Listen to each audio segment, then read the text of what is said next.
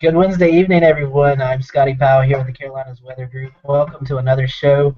We're excited about this show tonight. Dr. Marshall Shepard, who is just very well known throughout the weather community, AMS president. He is a professor at UGA. A lot of things he's involved with, especially the Weather Channel show, the Weather Geeks. So we're going to be able to pick Marshall's brain tonight, and we don't really have a set topic of what we're going to discuss. We're just going to kind of throw ideas out and kind of conversate on those. So we're looking forward to Marshall. I know he's got a busy schedule, so we're excited to have him pop in here for the show tonight. So I will pass it over to Joey and kind of let him introduce himself, and then we'll start with the program as we pass to Ricky. All right, thank you, Scotty. We are kind of a small group tonight. I think everybody was busy. I know Daniel's covering a high school basketball game tonight, so he's doing that. But glad to have Marshall Shepard on. We had James Spann on last week, and he. Oh, how can I follow that, guys? Come on. I say he was singing your praises last week. So you got a lot to live up to. He built you up. I know James very well. Again, I'm Joey from Catawba County Weather. In case we have any new viewers tonight, nothing real special. What we're going to do now is I'm going to send it over to Ricky. Let him introduce himself. He'll introduce our guest. He's going to do most of the questions tonight, and of course, don't forget we have our Q&A up if anybody wants to shoot a question either through that on Twitter or Facebook. You guys know how to reach us. Ricky, take it away. All right, thank you, Joey. If you don't know who I am, I'm Ricky Matthews, a meteorology major at UNC Charlotte with only one semester left until I graduate. So exciting news around here, finishing my meteorology degree hopefully in May if everything works out well. So tonight, as Joey and Scotty have mentioned, we do have the pleasure of having Dr. Marshall Shepard on our show, who is the host of the Weather Channel's show Weather Geeks, the former president of the AMS as well. Marshall, welcome. Thank you, guys. Hey, tell Brian Magai, is that your professor there, one of your professors? He is. I was going to ask you if you knew him or not. He actually sent me a message today. He's going to be at AMS and was looking for recruiting pictures for me to put on his poster. Yeah, this, as you guys know or will know, this is a very small field, so everybody knows everybody. I just saw Brian in Athens. He was at the University of Georgia for a CDAG conference about 2 weeks ago. Okay, I knew he was going down to that, but I didn't know, who else was going. But yeah, my department was actually hosting that, so yeah, I haven't ran into him, so. And I'll certainly see him at AMS, so good. Looking forward to that. Hey, I got a question for you guys. Just want to make sure I'm not going to get arrested. I know this is North Carolina. If I mention sea level rise at all, I'm not going to get arrested. It's funny you mentioned that because we had a speaker come in from Duke about a month and a half ago at UNCC and talk about that and how people weren't too happy with it. But no, I'm just kidding. Free game on our show. No, I know. We're like I said. I'm here. I'm yours for the hour. I'm comfortable talking about whatever. Hopefully, some of your viewers out there will follow you and throw some questions out there because I've got my 7-year-old running around in his Spider-Man pajamas and the wife and daughter out at volleyball. So let's do it. All right. Well, why don't we start off by just letting people know how you got to this point. How you got to be a professor and how you got to be president of AMS as well. Yeah, I can't answer that one. I'm still trying to figure it out. But yeah, just to give you a little background, I was like many of your viewers. I've been a weather geek since 6th grade. I did a science project, kind of 6th grader, predict the weather. From that, I knew I wanted to be a meteorologist, but I didn't want to be a forecaster. I've never really been interested in forecasting, so I dug around. Being from Georgia, I was like, okay, who has a good meteorology program in the South? At that time, University of Georgia, Georgia Tech, my home state, they didn't really have undergrad programs, so Florida State was pretty close. So I went there, got my degrees, did all 3 degrees there, master's, bachelor's, PhD. Spent 12 years at NASA after that, working, developing weather satellites like the TRIM satellite, and also was the deputy project scientist for a satellite that just launched this year called GPM, the Global Precipitation Measurement Mission. And then, I got an opportunity. I had a great career at NASA. Got an opportunity to join the faculty at the University of Georgia and try to grow and build up a new young atmospheric sciences program, in which I'm now the director of. And somewhere along the way, I'd been serving AMS for a while, the American Meteorological Society. Been on a council and a few other things, and got a call asking if I'd be willing to run, and that's kind of how that came about. And then as that year ended. got a call from some folks over at the Weather Channel with a new idea for a show, and they were like, "You'd be perfect for it because you know people in the weather world. You're not afraid to express your views, and we want to do this show. Are you interested?" So that's kind of how we got to this point. Dr. Shephed, Dr. Shephed, I was going to say real quick, you mentioned your 7-year-old. My 9-year-old wanted to say hello. He's already a weather geek. So hey, what's his name? This is Jacob. Hey Jacob, Hi. hey, do you have Make sure your dad. I'm gonna hold it to your dad to make sure you get a copy of Dr. Fred's Weather Watch. That's my kids' book for like middle schoolers. Shows kids how to do weather. But I'm sure with you as his dad, Joey, he knows everything that we're teaching him in that book. So Yeah, we actually did a career day at his school. Scotty can tell you, and he basically ran the show for us. oh yeah. My kids are like that too. Yeah, I'm pretty sure my kids can drive. Hey Anderson, come here for a second. Since we're doing dueling kids, come over here for a second. Say hi. This Hi. is Trans-State Weather Weenie Weather Geek 101 here. Get out of here. All right. Thank you. All right, go ahead, Ricky. It's a show for everyone here. But going back to your time at NASA, though, Marshall, talk a little bit about one of the main things NASA does in weather. I assume it's research, with their satellites as well. But how much does NASA do on a day-per-day basis, and how much does that relate to what we see overall? Yeah, NASA's not the example I kind of give, although sometimes NOAA and National Weather Service people aren't necessarily through with this analogy, but it's the best I can give. Think of NOAA and the National Weather Service. We're talking about a Ford or a General Motors, a car company. NASA and NOAA really are the agencies that kind of get the forecast out, more operational. So if you think of a car company, they're kind of the assembly line, getting cars out there. Whereas NASA is kind of the R&D arm, if you will, of the car company. They're thinking about the new technology, the new satellite systems. They do coordinate with NOAA to help develop the GOES satellite system and some of the Joint Polar Satellite System, JPSS, the SUMI NPP. NASA was very much involved in that. Excuse me for 1 second, guys. Anderson, answer that. It's mommy. So they're kind of the R&D arm, if you will, of the operational part of the house. But NASA has a very significant earth science research program that studies everything from weather, climate, the water cycle, the carbon cycle. So developing new technology. You might have heard of something called QuickScat and some of the scatterometers that some of the National Hurricane Center and others use to identify early circulations in hurricanes. Those satellites emerged from NASA research. The GPM satellite and the TRIM satellite that I work on, though they were meant to be research satellites, I know the guys down at the Hurricane Center, for example, utilize those microwave satellites to actually look at sort of early circulation patterns, and particularly when the hurricane hunters can't get out there when the storm's out of range. So a lot of these research satellites do have applications even now, even though NASA is really kind of an R&D part of the federal system. And the primary NASA, I should say, location that does all this is... Yeah, that's one of the... So this is a great line of questioning. A couple of things, as a NASA scientist, I used to get questions, like one of the first questions I get is, do I forecast for shuttle launches? And I would say, no, that's actually done by an Air Force weather squadron down in Florida. So a lot of people actually sort of know NASA for Kennedy Space Center or maybe Johnson Space Center. NASA actually has 10 space centers around the nation.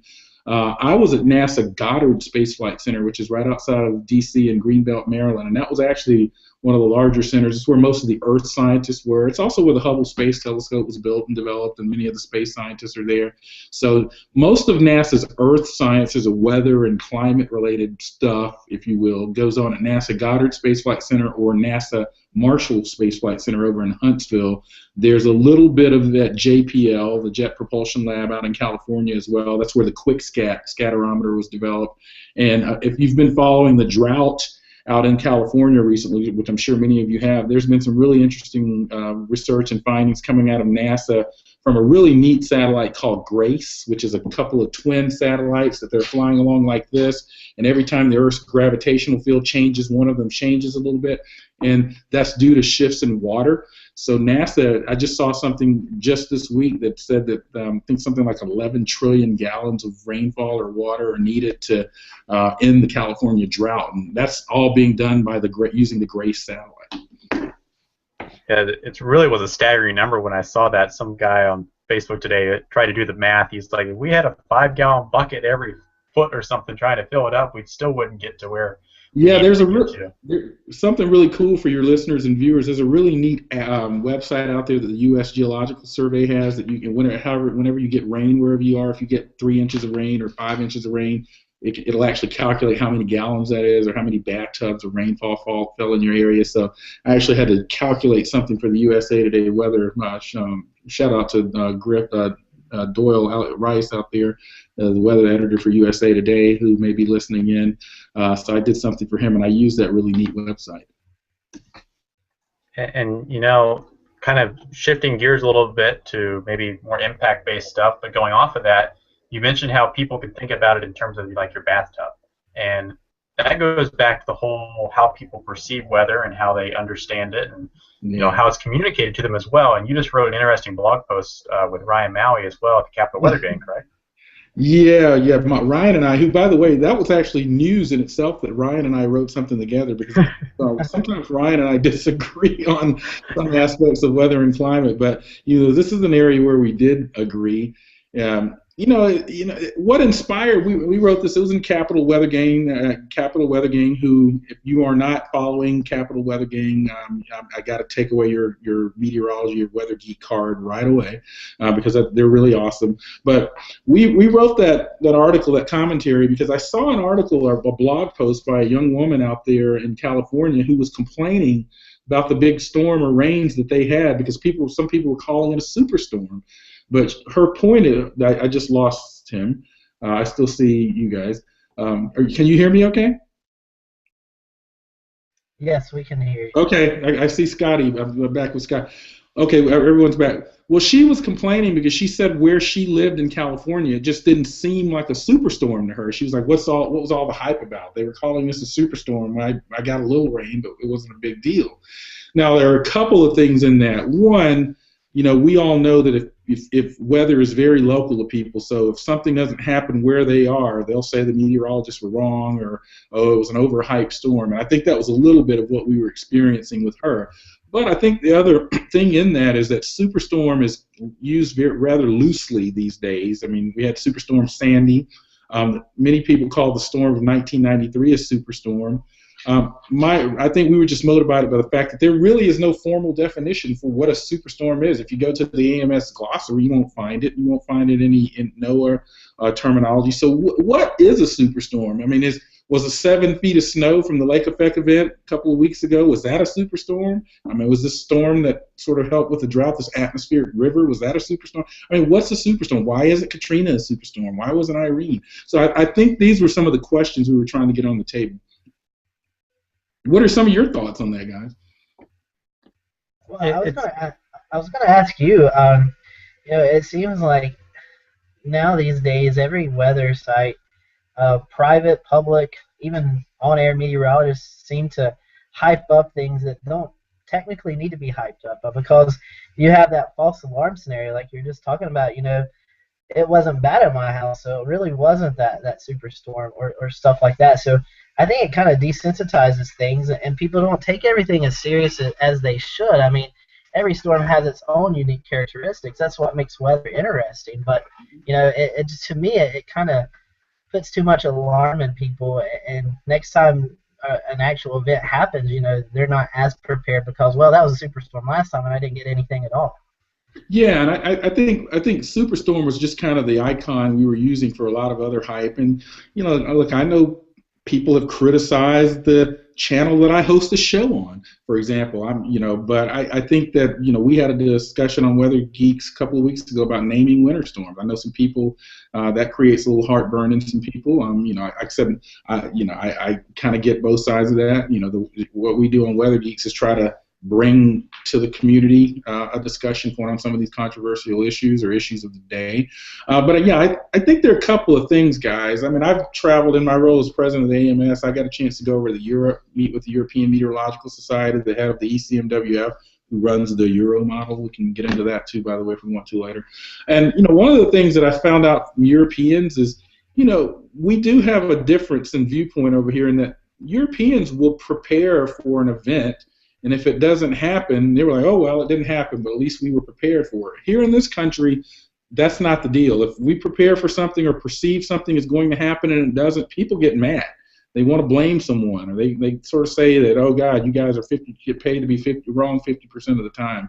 So it's just a different mentality. So one thing is I think we do have to get more to a mentality of, you know, okay, it's not the end of the world if we prepare for a storm or a hurricane or a winter storm and it's not as bad as we thought it was going to be. I just think as a public, we have to get beyond this mentality of getting angry because, oh my God, I had to go out and buy bread or I had to go out and buy some extra gas or whatever.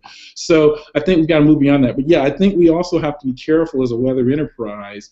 I think more and more we're learning that the way we communicate weather information is important from a perception and communication issue. Look, the bottom line is our forecasts are actually becoming pretty good. We've got the HRR model now. We've got the GFS is probably going to a higher resolution. I think tomorrow or sometime. I think the 17th of December. So we're quiet as kept. The public can joke about that, and you know, let me just get on my soapbox for a second. And I know you guys are going to agree with me, but whenever somebody comes up to me and says, "Oh, Dr. Shephed, it must be nice to be in a profession where you can be wrong half the time and still get paid." You know, actually, I try not to do it, and I try not to show it, but I actually feel sorry for that person when they ask me that, because it actually is illustrating their deficiency in knowledge when they ask that question, because that illustrates that they don't understand statistics, probability forecasting. Most people I found don't even understand what it means to 20 or 30% chance of rain. They think that means it's not going to rain, so if it does, the forecast is wrong. So I think we're moving into a realm in terms of the future of perception, communication, and issues surrounding that, because technologically we're getting pretty good.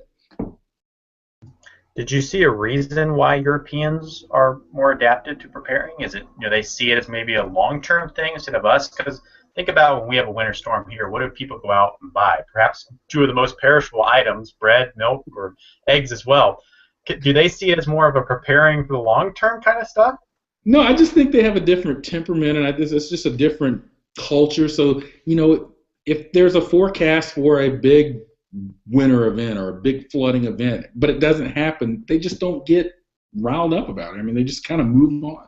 But one of the things that's interesting in terms of, we talk about snowstorms, I was at the integrated warning team meeting here in Georgia a couple of weeks ago. It was something we've been doing here for a while. Ironically, we did one the month before the big Atlanta snowpocalypse or snow jam. You guys had your own snow jam in North Carolina, so I know you can feel my pain.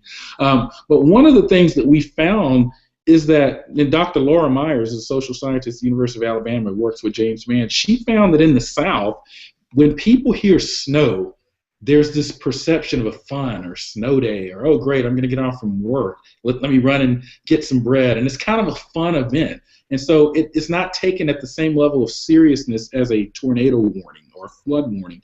I think, you know, the snowpocalypse may have changed that a little bit, but her point in that is people, particularly in the South with winter weather warnings, don't consume them in the same way because they see snow events or winter events as a bit more lighthearted or fun fare as opposed to some of the other warnings. The other key thing that she found is that people in the South, and this is just in the local paper here in Atlanta yesterday, people in the South, and I'm sure it's the case in parts of North Carolina, they don't understand winter weather warnings. They don't understand that it goes from a watch to an advisory to a warning. They think the advisory is a downgrade.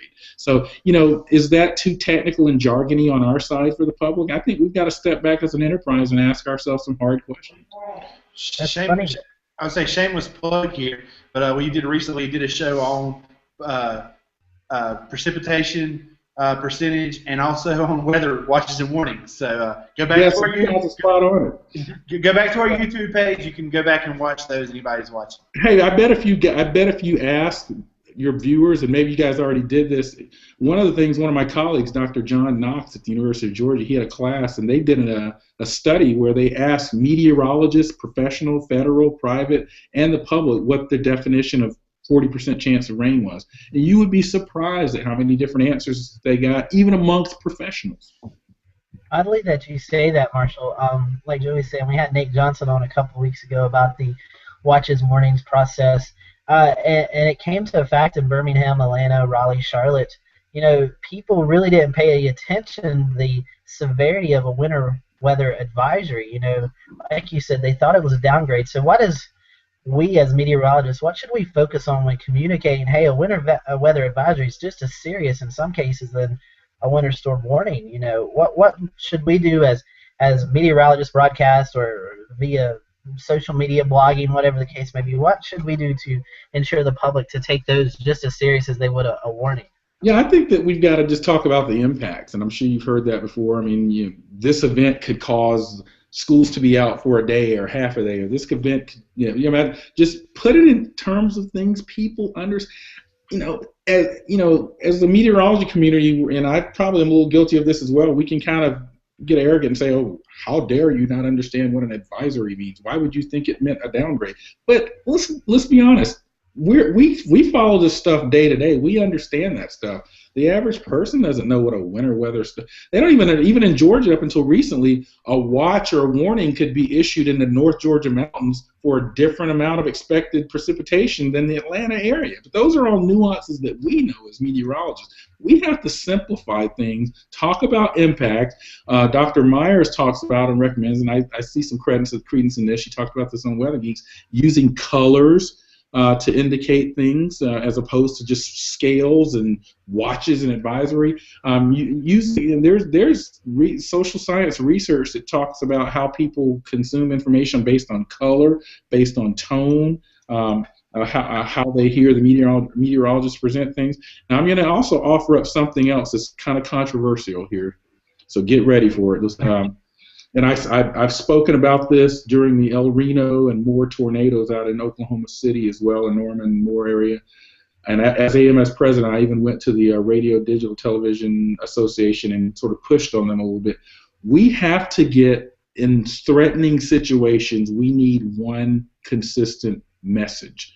I know there's a competition thing, particularly amongst our TV colleagues out there. One station manager maybe wants to hype up one aspect.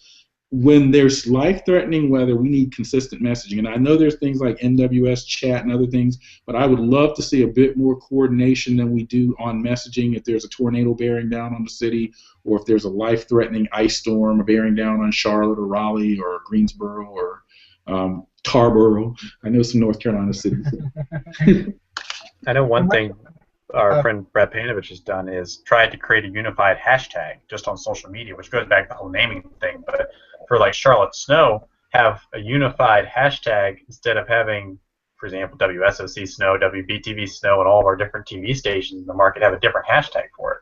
Yeah, I mean, certainly that's, hopefully, by the way, and I'm sure some of your viewers are aware of this, I'm sure you guys are, the American Meteorological Society's Broadcast Meteorology Conference and Warning and Communication Conference will be held in Raleigh in a few months. I'll be up at that, and I think that's a perfect venue to sort of talk about some of these things, particularly in the Warning and Communications Conference. I attended that meeting in Nashville a couple of years ago, and it's an amazing meeting. So if you're really interested in weather and weather communications, I would invite you guys to come, your viewers, to come out to that meeting, AMS meeting there in Raleigh. I think it's in, I don't want to quote the wrong June 20th, I think. Yeah, 15th or 16th, I believe. Yeah, so I think we've got to get on the same page on those types of things. I mean, I know it's easy to say that, but different stations. I mean, television markets are driven by different things, but the reality is a lot of people get their information now from social media, from their phones. One of the things I do, so we definitely have a lot of cell phone meteorologists out there right now, which is good because we have a lot of people who are not even enthusiasts, but they feel like they can look at their radar and look on their phone and sort of say, okay, this is what's going to happen to me. But if that's going on, I think we also have to do a bit more in educating just the general public on what they're looking at now when they see rain-snow lines or when they see increasingly dual polarimetric radar data that can show mixed phase precipitation, which is one of the hidden good things about dual pol radar. I don't know if you guys have talked much about that on the show. I'm actually an old radar guy. my master's work is in radar. We hear about dual pol for the debris ball and see correlation coefficient and all of that. But one of the best things about dual polarization radar is some of its winter weather capabilities and distinguishing phase and type. As we're talking about that, you're talking about being on the same page as warnings. Like we said, we had James Finn on last week, and he proposed an interesting concept, and I'd love to get your opinion on it. Is the false tornado warning idea? You know, a lot of the National Weather Service weather forecast offices will issue tornado warnings along QLCS lines and stuff like that. His idea is to make that a severe thunderstorm warning and just put in the text, you know, a possible spin up is likely or could happen. You know, what is your thoughts on that? Should we kind of do away with the tornado warnings for the small scale stuff and kind of just focus on the large scale tornadoes, or what's your take on that? Yeah, that's a good question. Ironically, a few weeks ago, we had one of these tornado warnings issued in Athens, probably on a circulation on a QLCS. Nothing was ever verified in the Athens area, but we were warned for that. University of Georgia, I'm on their warning system, so I got like a text and a phone call and an email saying, hey, there's a tornado coming through Athens. But it was actually, I was on the phone that morning talking to Sam Champion on AMHQ. They were calling me because they knew I was in Athens. I was like, yeah, I think this is a QLCS warned Doppler event.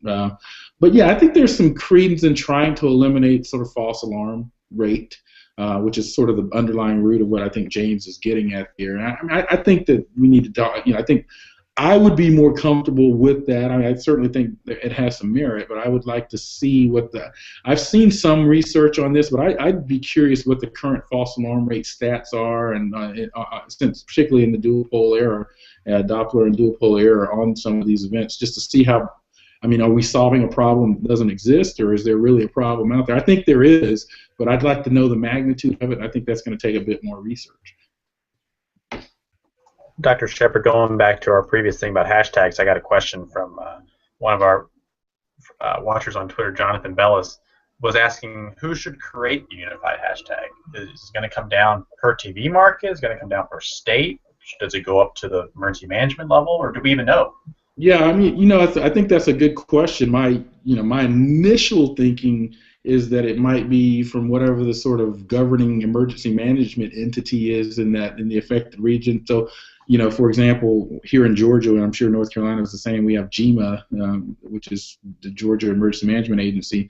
It would seem that they would be a reasonable area. But we got into an interesting discussion at the IWT meeting a couple of weeks ago, because one of the things that's coming out of the governor of Georgia's report after the snow jam, there was a governor deal to set up a task force to sort of make some recommendations. And one of the things is that states need a state meteorologist. And so the state of Georgia now has a state meteorologist. The state of Florida, where I went to school, Florida State, always did have one. So perhaps that's the right entity there, the state meteorologist within each state. And even the report goes on to say that even you might need meteorologists at the county level, county meteorologists, because you want the information as close to the people as possible. So, if states are increased, most states have a state climatologist, most states have a state geologist. Why don't we have state meteorologists? And I think a lot of states are moving towards that, and if so, I think that might be the right person. And perhaps even on a smaller level too. But what we've done here in the city of Charlotte is their emergency management department has actually reached out to us at UNC Charlotte and has us on site for Panthers games or any big events they have at Panther Stadium or at Speed Street as well, as kind of incident meteorologists in their mobile command center to try and tell them what these weather advisories mean, what's going to happen, when's the rain going to approach, stuff like that. That they can probably figure out on their own, but it's a lot easier to have one of us on site. Yeah, I think a lot of people do that. We have, like for example, the University of Oklahoma. They actually have just Kevin Clazel, Dr. Clazel, who's a good colleague of mine, actually a former professor of mine. He's their sort of university meteorologist, so he's staffing the football games and also in other big events on the campus. University of Georgia, my colleague David Stooksbury staffs the games and sort of the local meteorologist on the ground. So I think that, it kind of gets back to that point I was making. The closer you have the meteorologist to the people affected by a particular event, the better. So, that's a good thing for the field of meteorology because there's a lot of interest in meteorology right now. There are a lot of programs, new meteorology programs, and one of the things that it's been interesting discussion is that meteorology jobs have been kind of flat over the last several years as the Weather Service has cut back on hiring. This is something I want to talk about on the show, but I think there are opportunities. I think when I was coming through as a meteorologist, and maybe some of you all, people either wanted to work for the National Weather Service or be on TV. But I think there are so many other opportunities now if you have a background in meteorology. I mean, you can work for these emergency management agencies. We at the University of Georgia, we actually have an emergency management class over in the public health school, and I encourage some of our students to take that. You can make yourself as diversified as possible in terms of your skill set. There are so many more opportunities out there in the private sector and other parts of the federal and state government sector for jobs. So that kind of shifted gears a little bit. Well, I want to make sure I got that in there.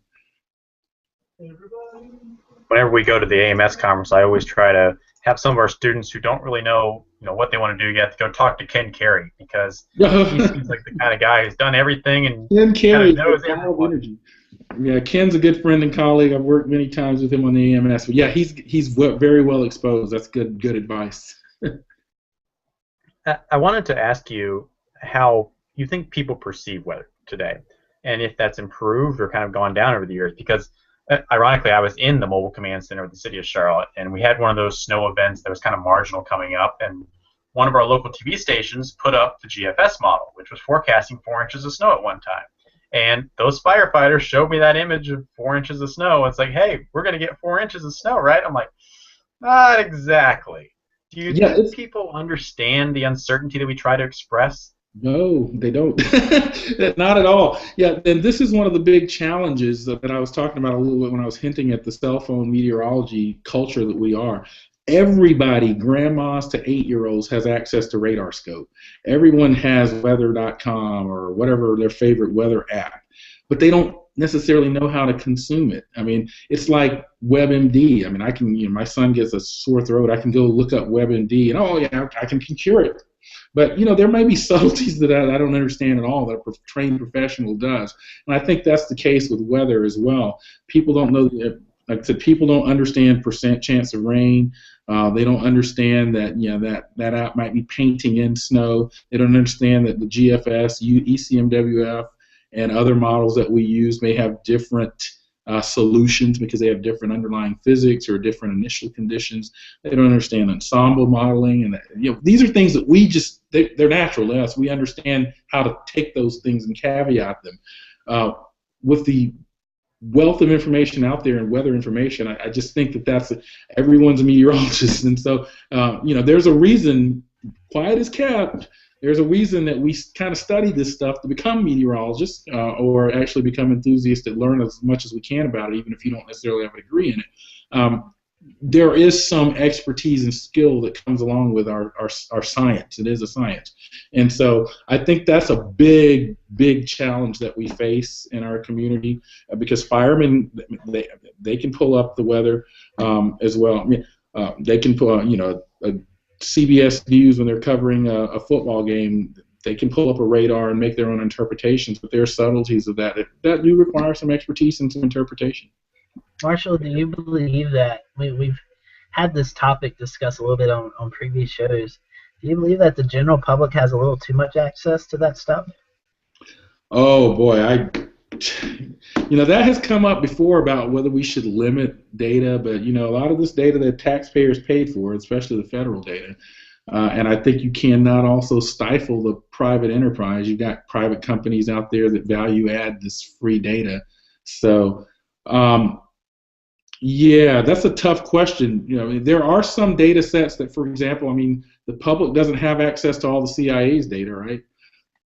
That's federal data, but it's probably in our best interest that everyone doesn't have access to it. I've heard people make that argument for weather data too, because it's just, particularly as you got all these loose cannons out there posting that there's going to be a hurricane hitting New Orleans 28 months from now and all this kind of crazy crap.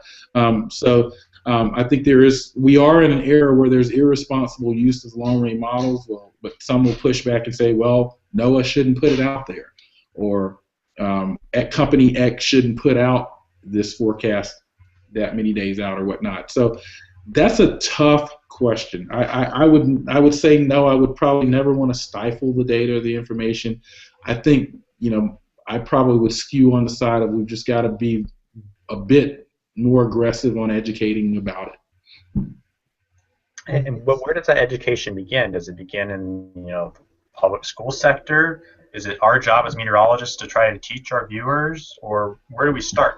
All of the above. I think that, just the other day at that IWT meeting, I stood up and asked the question to all the TV meteorologists in the room. I said, one of the things that has clearly been identified after the Atlanta snow jam is that people don't understand watches, warnings, and advisories. But are you guys, does your station manager, or are they allowing a few segments a week or a couple of segments a month just that are education on weather terms?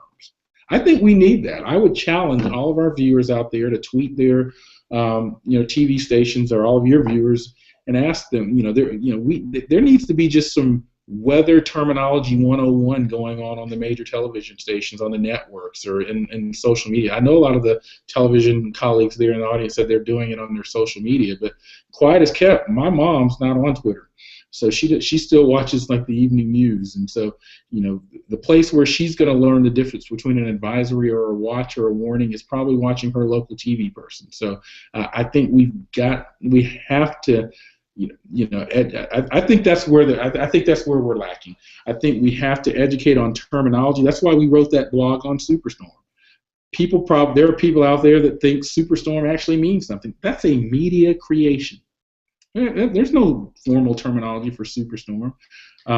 People, after Superstorm Sandy, for example, I was on some national news show, I don't know, CNN or somewhere, and I was on with a woman from New York in Manhattan, and she was like, I was on the phone with my friend who's lived in Florida for years, and she told me if it's not a Category 3 storm, it's not going to affect you guys at all. Don't worry about it. Yet she was standing in like waist deep water in her apartment in lower Manhattan or whatever.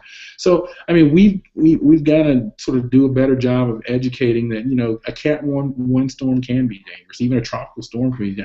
I cringed. For those of you that have kids, I'm sure you are familiar with the Disney Channel on Radio Disney.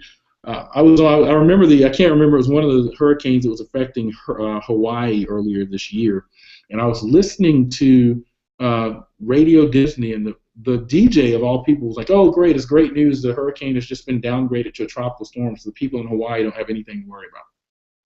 Now that's a perception out there, but we all know that due to the mountains and the orographic lifting there, that actually is going to be still a pretty significant hazard for people in Hawaii. So, just educating about perception versus common knowledge. But of course, people think heat lightning is caused by heat. So the good old heat lightning, yes. Yeah, I wrote a blog on my Weather Underground a few months ago on I think it was the 15 weather myths that exist out there. That was certainly, but people have this sort of colloquial knowledge or feel like because they experience weather or live it that they understand it, and so I get that quite a bit of time. But, people will, and I'm not joking. I'm about to say this with as straight a face as I can. People will come up to me and say, "Oh, you guys are wrong all the time. Can't trust those models." But in the next breath, they say, "Well, what do you think about the Farmer's Almanac or the groundhog?" So this is the kind of culture we're dealing with. I'm being serious there. That happens. There's a skewness sometimes just in the general public, not so much in the sort of weather-educated public. But my point is, there's a range of perspective that we have to educate on. So. Yeah, there's people who swear by the woolly worm up here in the western part of North Carolina. They swear on that for the winter. If it's all black, it's going to be harsh. If it's all brown, it's going to be kind of a mild winter. It's funny how people hang on to that folklore to really say, hey, this is going to happen. Or the Farmer's Almanac. A lot of people post that stuff and they die by it. They say, I believe it. It's going to happen. So. Oh yeah, no. There's a like I said, we're meteorology. If you've seen a meteorology curriculum, it's dynamics and physics and calculus and all kind of stuff. Probably as challenging as nuclear engineering, really, on a college campus. But yet, I never hear anybody going up to a nuclear engineer and saying, "Well, why did you choose that particular fuel rod for that nuclear reactor?" So there's a comfort level in talking to weather experts or weather enthusiasts or meteorologists that the public has that they don't go there with other sciences. But it's just the nature of the beast. It's so much fun when I'm in like my engineering classes, or I should say my physics courses or my calculus courses, and all the engineering majors are like, "What are you in here for? Wait, Yeah. you need that? Can't Yes." you just put your thumb up to the wind and figure it out? Yeah, right. Yeah, I mean, there's a perception issue out there. I mean, when we all know that this is a very quantitative science. But again, look, that's neither here nor there to somebody just listening to a forecast. They don't know all of that, but they just want to know what the weather's going to be and what that warning means for them when you're talking about the general population. So increasingly now we have to do our best to communicate the fact that in terms of the models, they're pretty good, and we have satellites that are pretty good. We've got dual pole radar that's pretty good. So our technology and science is getting pretty good. But now we've got to figure out a better way to communicate it, because if you look at Superstorm Sandy or the Moore tornado or Atlanta snow jam, the forecasts are fine, but people still lost their lives and property. So. Hey, Dr. Shephed, we did a show on folklore you were speaking of a minute ago, and of course most of those folklores are not accurate. Sure. But you would be. It's actually quite scary on how accurate some are. They're not close, but they're a lot closer than you think. Like the one about foggy days in August, and people put beans in a jar. Our guest that we had on actually talked about that one, and they went back and studied that, and it was within 2 or 3, count almost every year. It was actually quite spooky. It made me go back and think about how much money we spend on technology, and we should just be counting foggy days. Well, there's some things that will line up to the folklore just based on climatology that you can kind of, there's some things that are definitely explainable. I guess what I'm kind of railing on is some of the more sort of ludicrous things. I mean, there are some sort of, climatologically accurate things that you can line up very nicely to sort of things that people observed about red skies. These types of things kind of make sense, but there are some things that are just wacky out there. Sorry. I agree completely. I just wanted to mention that. I thought how interesting it was because I never thought about how accurate something like that was. And like the woolly worm thing is pretty far off most years. Yeah. I mean, some people swear by it, and the reason they swear by it is because every now and then, statistically, that's going to be right? So whenever something's right, they say it's right. Just like like if I put on my Lurkey shirt, my Florida State Seminoles are going to win 5 out of the next 6 games, and that might happen. So then it gives me credence, and so I'm sitting here with that stupid shirt on every time. Yeah, I quit wearing my Gators jersey on Saturdays. Well, so. That's good. I'm pleased with that as an FSU 3-time alum. I can't believe I'm actually having a civil conversation with a Gator. But no, I'm kidding. I've got some good friends at Gators. I spoke at the University of Florida last year, actually. Yeah, you're probably actually pretty amazed that we speak English, aren't you? Yeah, no, Gainesville was a decent town. We're excited to have Coach McElwain. I think he's going to do some big things for Florida. But going back to weather talk, you had mentioned it just a little bit ago. The European model. What's your take on that? I mean, that's something that the general public really doesn't have access to unless they pay for the subscription through various companies and stuff like that. What is your opinion on the Euro model and maybe why they paint these monster storms so many days out? Yeah, well, Euromodel, you can get some of it actually, places like the College of DuPage's web. Shout out to College of DuPage and Victor Giacini up there, one of our former students, in the Penn State Weather Wall as well. But, one of the things that really has been interesting about the European model, ECMWF, and all of this came about after Superstorm Sandy. I mean, we've known in the weather community for some time that the European model is a little bit better than GFS. We got Superstorm Sandy a few days out, made the left turn early, saw it a few days before GFS. So now when I'm in Walmart and somebody finds out I'm a meteorologist, I've got people coming up and asking me about ECMWF Euro. I was like, what the heck? I mean, people are asking about the Euro. It's a really interesting phenomenon. One of the things that, although people will talk about the Euro, I found that probably about 80% of the people that talk about it have no idea how it works. But one of the reasons that it's actually much better, or slightly better, I would say, there are cases where GFS is better than Euro. We saw some of that in this season. But the European model uses something called 4-dimensional data assimilation. whereas the the American model doesn't. So the four-dimensional data assimilation, if you're thinking about this and you're not really kind of a modeling geek, the European model can actually take satellite data and other data and input that into the model in freedom in space and in time. So as new satellite data comes in, it's constantly being updated. So it's getting a better resolution of the atmosphere itself, more accurate resolution.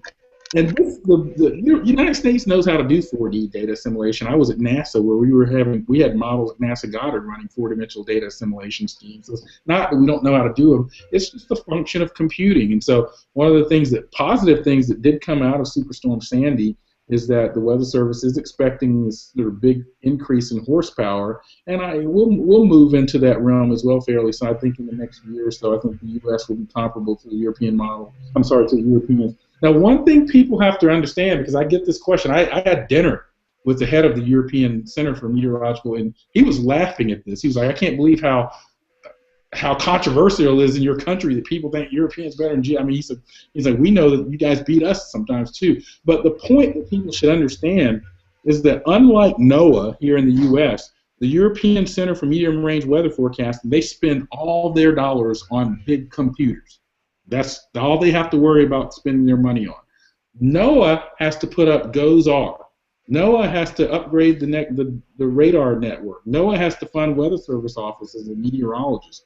NOAA has to launch sound. So there's a lot more sort of peas in the pod, if you will, that NOAA has to. So that's why it has to be a bit more strategic about where it spends its money. It just can't dump all of its money into models. It's very interesting. It does seem that the Euro does kind of have a hand up on most situations. I think statistically that bears out. Louis was on Weather Geeks. The head of the National Weather Service was on my show, Weather Geeks. Well, our show. I'm just the host of it. I mean, shout out to all the Weather Geeks team out there, because this is a really cool show. Mike Chesterfield and others that kind of came with the idea. Matt Sikowski. But Louis sat right on Weather Geeks and said, yes, the European model is better than the GFS model, the head of the National Weather Service. So I think people know that. The scientific literature suggests that. So we understand that. And we understand what it needs to be done about it. So unfortunately, it took a tragedy like Superstorm Sandy to bring focus on that. That's another thing that I've been very outspoken on as AMS president. We have to get the weather enterprise and weather personnel and weather infrastructure seen at the same level as national security infrastructure, because national security depends on weather. So it should not take a tragedy for lawmakers and policymakers to fully fund upgraded modeling systems. We're still looking at the possibility of a gap in our weather satellite coverage in a couple of years, the polar orders. Quiet as kept. One of the reasons why the Euro model is as good as it is it because it assimilates a lot of U.S. weather satellite data. So their model all of a sudden becomes very average if a lot of our data goes away. But go ahead, Scotty. No, go ahead, Ricky. I was just going to say, it goes back to, though, how do we convince people? If they don't have a formal weather background, and we have politicians sometimes that don't, or may be in power and have actually the highest power in the Senate or the House, but they don't really know so much about weather. How do we get them to be on the same page as us? All meteorologists, I need you to run for office. No, I'm just kidding. James Spann and Marshall Shepard for president? Yeah, we don't have a lot of people, period, that understand. I mean, there are some scientists in policy rings, but you know what? I think I think policymakers are increasingly getting it, because they see things happening just like we do. I mean, they see the drought, they see Superstorm Sandys, they see 7 feet of snow in western New York. So I think they are starting to get that their constituents are adversely affected by weather. Weather is as popular as ever, and not only from a public standpoint, but a popularity standpoint. I mean, it does have some traction. There's a weather bill making its way through Congress right now. It's got some very positive aspects to it. It's got a few things that trouble me. I don't want to sort of lose funding for some other things to plus up the weather, but I think we really the point is, I think this is the point that policymakers do get. Weather impacts the gross domestic product, GDP. Our economy, our national security is, I mean, I think there are studies by the Jeff Lazos that were published in the Bulletin of the AMS showing that 3 to 4% of the U.S. GDP is directly attributable to weather. And so when you put it that way, policymakers immediately get it. When you put it the way we put it on a show on Weather Geeks recently, that national security and military planning depends on accurate weather forecasts, those are messages that resonate with policymakers, whether they're conservative or liberal. Hey, by the way, as I see we're getting close on time, guy, I want to make sure I tell your viewers what we've got coming up on Weather Geeks Sunday. We've got a really interesting. I know everyone's dreaming of a white Christmas, and there is a storm, I guess, that some of us are watching that may impact some parts of the Midwest and maybe even the South. Our show on Weather Geeks Sunday, noon Eastern, is all about snow. So we're going to talk about all aspects of snow, dangers and hazards of snow, lake effect snow, avalanches, the best snow for skiing. I'm going to answer the question of whether every snowflake is different. So if you're really into snow or just really want to learn something new, definitely hope your viewers will tune in to Weather Geeks on Sunday at noon. Well, everybody here in the Carolinas, they love snow, so I'm sure a lot of our viewers will be watching that. And speaking of the snow and the storm, it seems like we're going through a change in the pattern from a mild December. It was a cold November, a mild December. What do you see happening in the next 4 to 6 weeks throughout especially here in the Southeast, but maybe overall general throughout the country? Yeah, I think we are going into a pattern shift here. I'm keeping a close eye on that as well. I always get the question about whether we're going to see any snow around Christmas time or whatnot. But yeah, I think we know sort of what happens is we see these shifts in trough and ridge patterns, and Rossby waves sort of shift in orientation.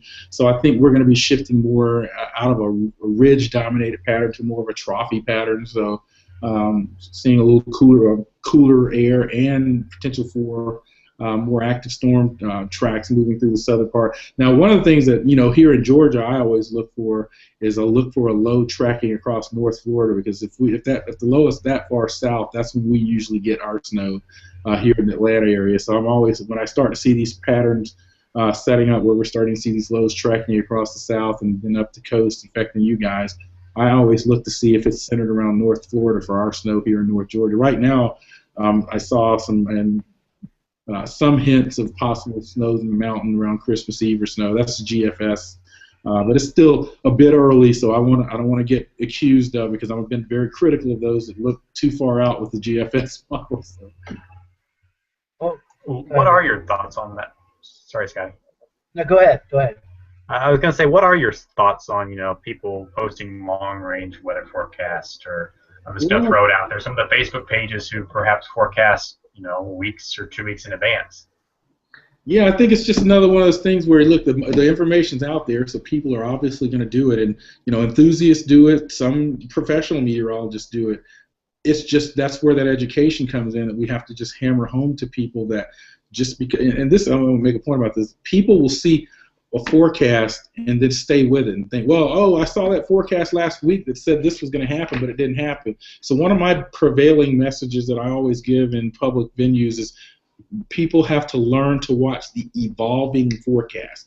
Don't lock in on a forecast that you saw days ago and assume that's what it's going to be. That's what we saw happen here with Snow Jam in Atlanta. People locked in on a forecast they saw a few days out that said the snow was going to be further south, but the models all along brought it further and further north into Georgia, but the public doesn't lock in on that. They heard Glenn Burns or Ken Cook say one thing 3 days ago. So it's a lot like the analogy of a football game. Just because you saw the score in the first half doesn't mean that team may end up winning if they have a 20-point lead or whatever.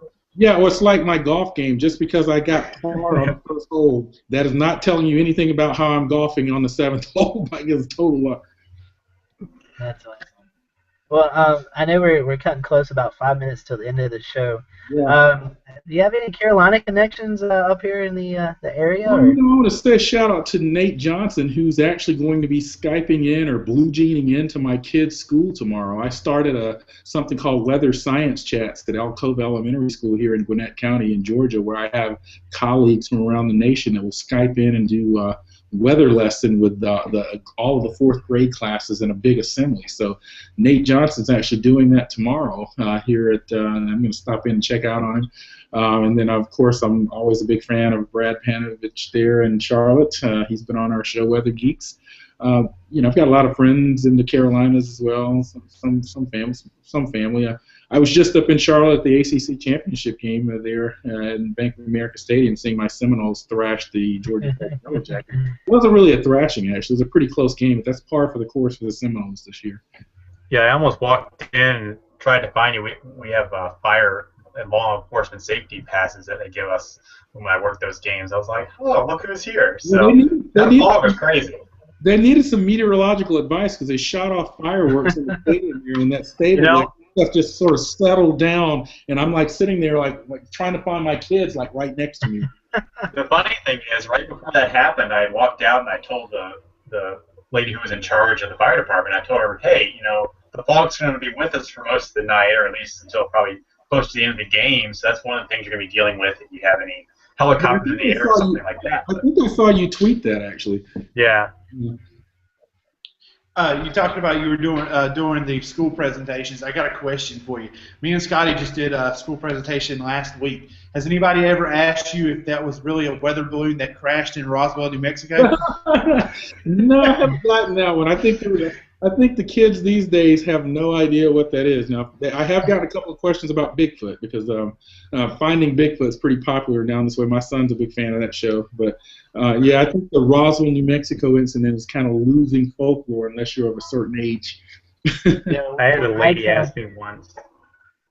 I told everybody when he asked me that, I said, yeah, the only alien I know, and I pointed at Joey. So, I mean, that was the best answer I could get. The question I used to get quite a bit when I was at NASA is if space shuttle launches somehow affect the weather. I mean, I have these people that swear by the fact that whenever there's a space shuttle launch, the weather changes. So, again, that's more of that folklore type stuff. I've heard that one. I've had a lady give me her ring before. Yeah, NASA's still there, by the way, to all your listeners and viewers out there. Another question I get all the time is like, man, I thought NASA went away after they stopped launching space shuttle.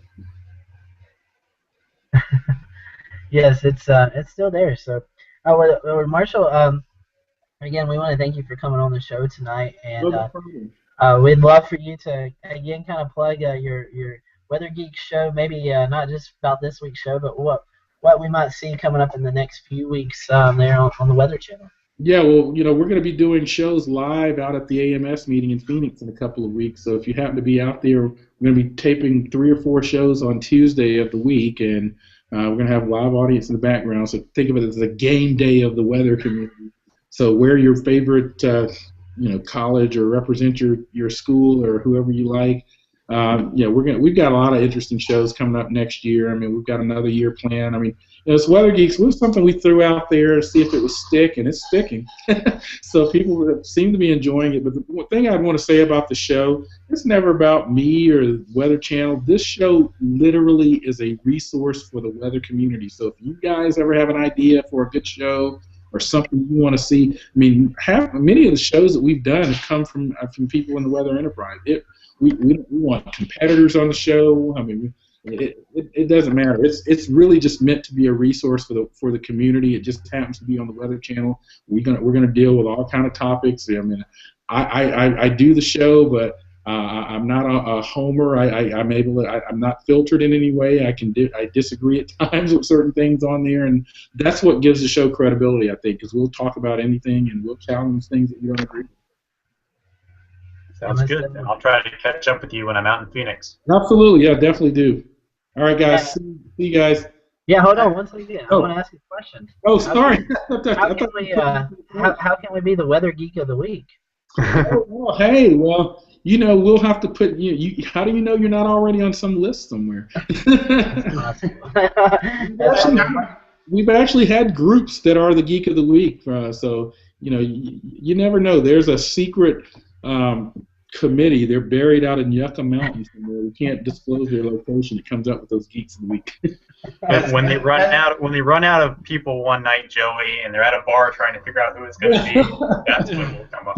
Yeah. Well, I was going to say, if you'll tell us where they are, I'll go strong on them a little bit and get us on there. Dr. Shepard, I had one question. I should have asked you back at the beginning of the show, but I know all of us, we always had that moment that really got us interested in weather. Mine was Hurricane Hugo in '89. What is your moment? Yeah, the way I often answer that question, Joey, is the moment that got me interested in weather was getting stung by a bee. Let me know what I mean. Let me explain that. I, as a kid, I wanted to be an entomologist. I wanted to study bees and insects. But I got stung by a bee, was rushed to the emergency room, and found out I was deathly allergic to bee stings. Had a science project coming up, and I was like, okay, crap, I can't do anything with bees. What am I going to do? So that's when I did my science project on can a sixth grader predict the weather? And that's when I was just bitten. I did a little weather model for my community in North Georgia, just north of Atlanta. And from that point on, I was bitten by the weather bug. And that, hey, no pun intended. Sort of. That's an interesting story. Like I said, mine was Hurricane Hugo, and then in 5th grade, we did our 5th grade essay. I did my essay on Hurricane Hugo. I ended up in 5th grade doing a 7-page type essay on Hurricane Hugo. Nice. Hurricanes were my initial sort of big interest. That's one of the reasons I ended up at Florida State, which has a really good tropical meteorology program. But I ended up sort of expanding in other areas, radar and satellite meteorology, mesoscale meteorology. Well, Marshall, we'd love to have you back on the show maybe sometime next absolutely. year, beginning of next year. Maybe we can find some kind of topic to talk about. We'd love to pick your brain again, and we really do appreciate you coming on tonight. No, thanks for having me, guys. I've really enjoyed it, and if you're ever down this way, stop by and see us at UGA or Weather Channel. So definitely, and I look forward to hopefully meeting you up in Raleigh at the. I'll definitely be at that meeting in Raleigh later this summer. So. Yeah, like Scotty said, keep an eye on our schedule. You ever see a show that interests you, you're always welcome to join us. Okay, so we'll do. I'm following you guys now on Twitter. You can follow me, guys, at Dr. Shephed 2013. For those of you out there that don't follow me, that's and Shepard is spelled like shepherd that herd sheep, because people spell that wrong. At Dr. Shephed 2013. Yes, and Facebook. You got Facebook? Yeah, I've got a Facebook page, a public Facebook page. Frankly, I can't remember it right now. But if you just Google Dr. Shepard, Dr. J. Marshall Shepard, host of Weather Geeks on Facebook, I think it'll come up. Awesome. Right. Great ways to keep up with you. All right, thanks, guys. Merry Christmas to you and your family. Merry Christmas to you guys. See ya. Happy Hanukkah to those that just started Hanukkah. Correct. Happy Kwanzaa. That too. Yeah, whatever. All right, see you guys. Bye. Thank you so much. All right, guys, a great show with Marshall Shepard. Learned a lot there, and that's an awesome way to wrap up the 2014 season of the Carolinas Weather Geeks. Indeed. Joey? I think we could have taken the NASA thing and made it into a whole show. Yeah, definitely. Maybe we can have him back. Joey's been wanting to do space weather. So. True. I was going to say, I had a question on Facebook, which I held off from Dr. Shepard because it was more of a question for us. Somebody did ask about this weekend's winter storm in the Carolinas, and why has everybody gotten so quiet about it now? Oh, man. Because it wasn't a huge hoopla beforehand, and it was too far out to predict 8 days in advance. Oops, did I say that? I live in Eastern Virginia right now, so I'll let you handle that since you live here. It does look like there may be a little bit of wintry precip in the mountains and northern foothills, but besides that, I honestly don't think we'll see much from that. I'm not saying next week. That brings in a whole nother story. I mean, we could have anywhere from severe weather to winter weather, so definitely is starting to change the pattern here in the next few days. Yep. Yeah. This weekend storm. If somebody sees a snowflake here or there, that's probably going to be about the extent of that, unless you get way up in the mountains. But that was a storm that a lot of people jumped on the bandwagon of really early, and now they're backtracking quickly. So that's that. You guys got anything else? Wrap this show up, Scotty? Yeah, we have the next 2 weeks off for Christmas and New Year's, and we look forward to being back on January the 7th. We kind of have that day open to just. No, we don't have it open. Oh, we don't have it open? No, that's right. We got it scheduled now. Yeah, we have the superintendent from Newton Conover Schools to kind of come in and talk about weather safety and how they how they go about preparing for winter storms and even tornado warnings and stuff like that. Correct, Joey? Is that right? That's correct. We'll have Dr. David Stegall on from Newton Conover City Schools to talk about. Of course, the big question is going to be how do they decide when to call off school for snow and things like that. So I'm sure we're gonna put the screws to him on that one. Yes, most definitely, and I'm sure we'll probably recap the action-packed weather that we've seen over the past few weeks.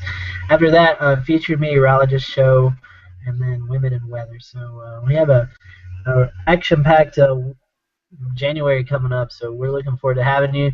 I'm out of here. I've suffered through the flu long enough. I'm ready to go to bed. So I hope you guys all watching tonight, especially for me. I want to wish you a very Merry Christmas. I hope you and your family have a blessed one and enjoy spending time with family and friends and have a safe New Year's, and we look forward to seeing you next year. Bicycle.